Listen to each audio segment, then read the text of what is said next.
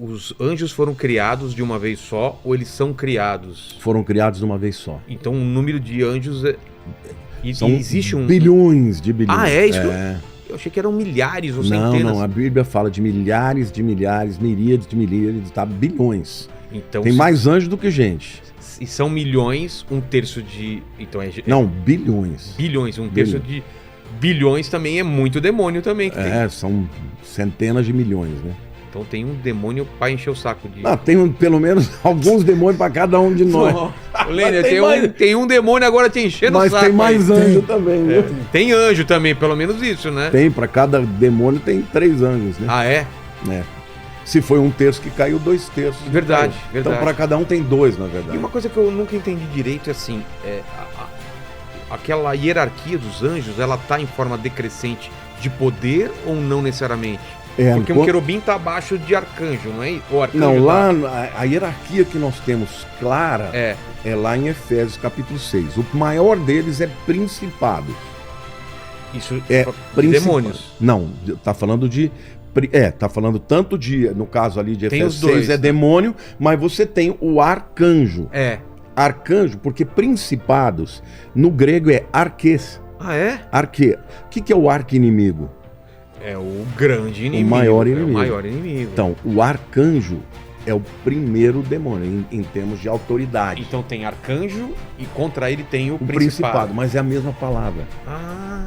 Entendeu? E aí depois vem o quê? Depois vem potestades. E para anjo é o quê? Não tem mais. No caso, por exemplo, de demônios, tem um monte de coisa, mas de anjo não tem mais. No anjo você... tem querubins... Sim, mas aí já são diferentes. Por exemplo, os querubins e os serafins são seres celestiais que assistem no trono de Deus. Por exemplo, quando Adão foi expulso do Jardim do Éden, Deus colocou 2 querubins com espadas desembainhadas, proibindo que o homem voltasse para o Éden para não ter acesso à árvore da vida e aí ficar perpetuamente... Então são anjos poderosíssimos. Poderosíssimos. Serafins também. No Apocalipse a gente vê os seres viventes, entendeu? Que fala que tem 6 asas, vários olhos. É uma descrição parecida com os serafins de Ezequiel também. Sei. Então, assim, o que a gente... Essa visão que a gente tem de anjo de quadro não tem nada a ver com o que a Bíblia... Não. Por isso que fala que é meio assustador. Quem olha para um anjo assim, de repente, pode até se assustar, né? Mas quando eles se manifestam, por exemplo, no mundo físico, eles parecem homens. Para não assustar. Quando, por exemplo, Abraão tá lá meio-dia, sentadinho na sua tenda, chegam 3 anjos. Um deles é Jesus, que não é anjo, né? Jesus é o próprio Filho de Deus. Mas no Velho Testamento, como é que você sabe quem é Jesus e quem é um anjo? Porque ele tem o anjo do Senhor. O anjo do Senhor, Malach Yahweh, é Jesus. O anjo do Senhor é Jesus? É uma chamada uma cristofania ou uma teofania, que é uma manifestação de Cristo no Velho Testamento. O Cristo, antes de encarnar na carne, ele já aparecia, então? Já aparecia. Ele, por exemplo, ele recebe adoração, porque na Bíblia somente Deus recebe adoração. E quando é o anjo do Senhor, ele recebe adoração. Por exemplo, Josué, um dia antes dele entrar em Jericó para a batalha que iria, ser a mais épica de todos os tempos, ele encontra um camarada poderoso, com uma espada desembainhada, e Josué percebe que ele é um ser celestial, e ele pergunta: você é um dos nossos ou é dos exércitos do inimigo? Isso quer dizer o quê? Se é inimigo ou é amigo? Dessa parte espiritual. Mas ele manifestou, ele viu. Ele está vendo, como se fosse um homem mesmo. E ele disse: eu sou o capitão dos exércitos do Altíssimo. Tira a sandália dos seus pés. Uau. Do mesmo jeito que a palavra veio lá na sarça ardente. Aí ele... Que está pisando em solo sagrado. Ele adorou e o anjo do Senhor recebeu a adoração. Então ali é Cristo. Mas tem alguns trechos que falam para não adorar porque eu sou um anjo, né? O anjo fala: não me adore, eu sou um servo, sou um mensageiro, como você. Exatamente. Entendeu? Então, assim, nós diríamos assim, que existe uma hierarquia de poder, mas Satanás está acima. Se você pegar no mano a mano, Satanás é maior do que Miguel, que é o maior arcanjo. Eu achei que arcanjo era o mais Então, poderoso. eles são arcanjos e principados, teoricamente, eles estão no mesmo nível. Equivalente. Um querubim tá acima. É que ele não é um querubim, ele é o querubim hoje. Exatamente. É o único. E lá na carta de Judas, né, não é os Iscariotes, né, é o Judas que escreveu a carta de Judas, né? Lá diz que Satanás estava contendendo com Miguel pelo corpo de Moisés. Verdade, estavam brigando, lutando, né? E aí diz que Miguel não ousou dizer um juízo difamatório contra ele, disse: o Senhor te repreenda.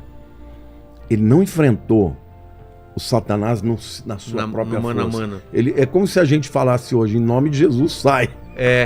Ele usou Jesus. Ele usou o nome do superior dele. Nossa, isso é importante então. Entendeu? Saber. Agora tem um outro momento em que, por exemplo, ali é Gabriel que está brigando com o principado da Pérsia.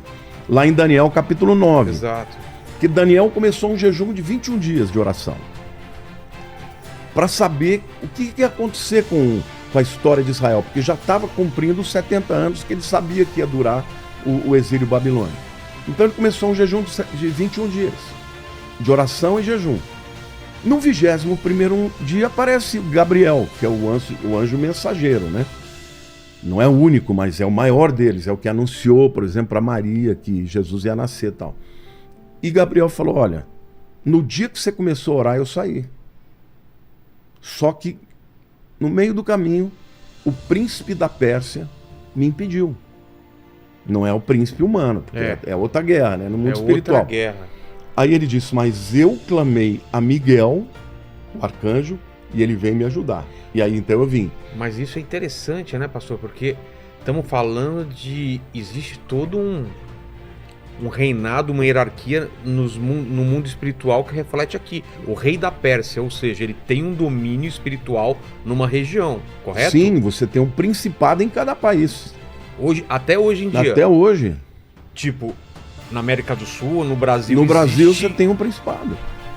Que meio são os poderes, que domina é organizadíssimo. Satanás, ele no seu império, ele não tirou, vamos dizer assim, a hierarquia que existia no mundo espiritual que Deus criou. Então existem impérios demoníacos para cuidar de cada país ou região. Sim, assim como áreas específicas, né?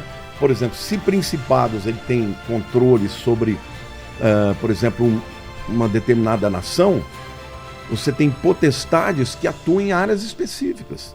Por exemplo, mídia. Eles são principados do ar. Eu não tenho dúvida. Por que hoje televisão, mídia, internet é uma coisa tão tremenda? Ô Vilela, eu não sei se você vai acreditar, porque é uma coisa assim que é uma experiência que eu tenho. Tá. Toda vez que eu vou fazer uma live em que eu vou falar do anticristo, toda vez, alguma coisa acontece na internet. E vai dar problema aqui hoje, então. Não, mas já deu uns problemas aqui quando a gente tá falando de inferno, umas coisas. Apagou a luz aqui. Foi. Não, literalmente tá cai. Aí. E assim, eu tenho que parar, eu tenho que orar, eu olho e tá tudo certo, mas... Tem um certo controle, então, né? Eles atuam nessas áreas, porque são áreas importantes que podem ser usadas tanto para propagação do bem quanto do mal, entendeu? Para falar para milhões, né? Então, assim, existe essa hierarquia e quando eles entram em clash, né, em luta, o que eles fazem? Eles estão, na verdade, usando o poder que eles têm, mas óbvio que se um arcanjo ele tiver que cumprir uma vontade de Deus, ele usa o nome de Deus para poder passar por cima. Né? É isso, pastor, por exemplo. Vamos colocar como se fosse uma grande guerra espiritual que está acontecendo, porque é isso que eu acredito que está acontecendo. Aí um arcanjo tem que entrar num território brasileiro dominado, ou num território dominado por um principado, uma potestade. São principados. Não, do mesmo jeito que existe uma potestade do país, você tem um arcanjo do país. Ah, tem um arcanjo designado e uma potestade. E eles estão em guerra. Como é que a gente sabe disso? Porque a Bíblia chama Miguel do arcanjo que luta pelo povo de Israel. Então o arcanjo Miguel, para mim, ele é o principal de todos. Hoje é vamos dizer, o general dos exércitos do Altíssimo. Mas ele tem uma atuação mais específica com o povo de Israel. Entendi. Eu acredito que tenha, por conta disso, outros arcanjos que lutem em outras dimensões, porque a gente sabe que tem o principado, se falou que tem principado da Pérsia, por que não pode ter no Brasil, ou nos Estados Unidos, ou não, entendeu? Então dá pra Deus, inferir. o do Brasil aí, ele tá... Precisamos de reforços aí, né? Tá uma guerra maluca aí, né? Não, no final dos tempos, Porque... a luta vai ser cada vez pior. Porque parece que o mal tá crescendo, não tá? Parece... Ou é só uma impressão? Não. Sempre teve mal e só porque a gente tá vivendo agora dá a impressão que o mal é maior. Não, Jesus disse, né, que o mal se multiplicaria. A iniquidade, por se multiplicar a iniquidade, o amor de muitos esfriará. Então, vai piorar. Então, vai aumentar o mal. A gente vê também um esfriamento, né? Pessoas que não têm uma vida espiritual, que têm uma vida muito material. Aqueles que tinham começam a deixar de ter, né? Entendi. É o esfriamento. O que é o esfriamento? Da fé, do amor. Acho que o esfriamento é pior do que o ódio, do que o mal, né? Porque a pessoa não tá nem aqui nem ali, ela simplesmente não liga, né? Ela simplesmente vive uma vida à parte, né? É o que Jesus fala, né? Na igreja de Laodiceia, de você é morno, né? Eu vomitarei, como que é? Porque você não é nem frio nem quente. Era melhor que fosse frio ou quente. Por causa disso, eu estou para te vomitar da minha boca. O morno é a pior coisa, né? Porque... Pior, né? Porque ele não é nem frio nem quente. Ele não é nem crente e nem ímpio. Ele não é nem ateu.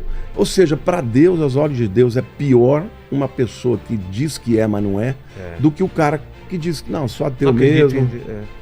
Exatamente. Entendeu? Então esse é o tempo. Agora, isso é resultado do quê? De uma batalha.